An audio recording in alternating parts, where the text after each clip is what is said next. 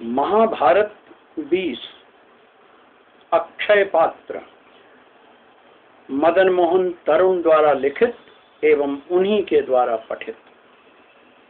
मनस्वी घिरे रहते हैं सर्वत्र गुणी जनों से, चाहे वह वन हो या जन हो। काम्यक वन में पहुंचे युधिष्ठिर अपनी पत्नी द्रौपदी और भाइयों के साथ। जैसे ही सूचना मिली, सैकड़ों ऋषिजन जिज्ञासु आ गए उनके पास।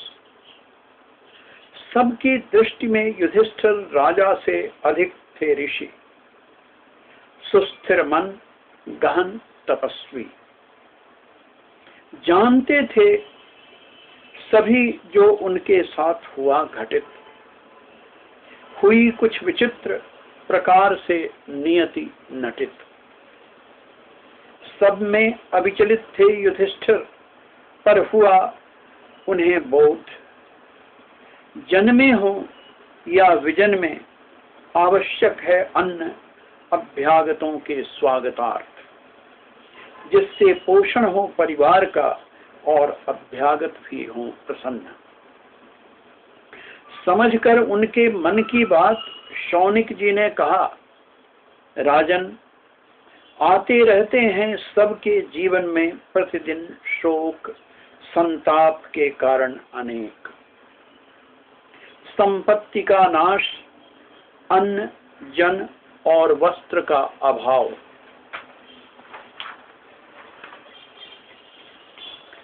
राजन, 4 कारण हैं शारीरिक संताप के: रोग, दुखद वस्तु का स्पर्श, अति श्रम और वांछित की अप्राप्ति। यही परिवर्तित हो जाते हैं अनेकों मनोविकारों में और समय समय पर होते हैं प्रत्यक्ष।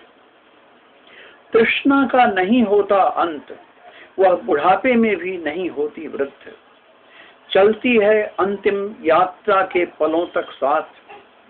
मनुष्य की संपन्नता के साथ भी उसे घेरे रहते हैं अनेकों भय। छीन न ले राजा, आ न जाए जल या अग्नि की आपदा, चुरा न ले जाए चोर। चिपके रहते हैं घेरे उसे निकट दूर के संबंधी, और चूसते रहते हैं उसे मुस्कुराते लुटेरे। कामना करते हैं नित्य प्रति कि मरे कि हम ले देकर चलें। जैसे मांस को आकाश में पक्षी, पृथ्वी पर पशु और जल में खा जाते हैं जलचर, वैसे ही संपत्ति भी है नाशवान। इस सत्य से सुपरिचित रहते हैं समस्त ज्ञानवान। नहीं करते जो चला गया उसके लिए शोक। जैसे लोहे में प्रविष्ट अग्नि लोहे को भी राख बना देती है, ईंधन की अपनी ही आग उसे खाक बना देती है, वैसे ही जो भी दृश्य है यहाँ चारों ओर, उसमें समाहित है उसके निज के समापन का स्रोत। तब युधिष्ठिर बोले, अवसर के अनुसार धर्म भी साकार होता है, विविध प्राणियों में विविध रूपों में। अलग अलग समय पर होती है उसकी अलग अलग मांग। सन्यासी का धर्म कर्म भिन्न होता है गृहस्थ से। वही कहीं कुछ प्राप्य है तप से, कहीं श्रम से। महात्मन, पांडव वंशी गृहस्थ हूं मैं। परिवार के साथ अतिथियों को कुश का आसन देना, मीठी बातों से उनका स्वागत करना, जल से अन्न से करना उन्हें तृप्त हो, यदि संकट कोई और तो करना उसका निवारण है हमारा कर्तव्य। सुनकर प्रसन्न हुए ऋषि शौनक। बोले धौम्य, राजन, जब सृष्टि का हो गया निर्माण, समस्त चल अचल प्राणियों के साथ उसी के साथ उत्पन्न हुए भूख प्यास।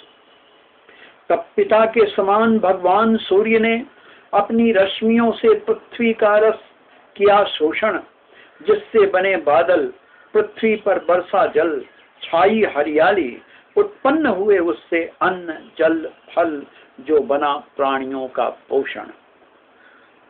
राजन, आप करें भुवन भास्कर को प्रसन्न, वही है दृष्टि के सृष्टि के पालक, इसी से होगा आपकी समस्याओं का समाधान।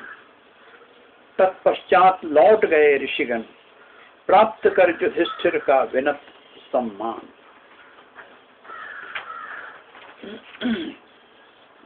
तब युधिष्ठिर ने की भुवन भास्कर भगवान सूर्य की उपासना। प्रसन्न हो प्रकट हुए देवता और बोले, यह पृथ्वी ही है अक्षय पात्र, और प्राणियों का श्रम ही है अन्न। युधिष्ठिर, तुम हो सर्वसमर्थ, नहीं कम होगा तुम्हारे भोजनालय में कभी अन्न। आने वाले 13 वर्षों तक देता हूं मैं तुम्हें अक्षय पात्र, जब तक परोसती रहेगी इससे द्रौपदी, खाली नहीं होगा कभी यह पात्र। तुम पांडवों में समाहित है सर्वहित में श्रम का सम्मान, इसीलिए सुफल देता रहेगा सदा तुम्हें यह अक्षय पात्र। यह अक्षय पात्र आपत्कालीन दैवी सहयोग है, आपकी धर्म धीरता का, सत्य निष्ठा का, सबके भरण पोषण का। आज से 13 वर्ष बाद फिर से होगा आपका भाग्योदय, किंतु वह होगा धर्म के पक्ष में रक्त रंजित प्रभात। कहकर अपनी ही रश्मियों में लीन हो गए जगत जीवन भुवन भास्कर, जानते हुए भी कि टाला नहीं जा सकता भयावह भविष्य। युधिष्ठिर हो गए उदास।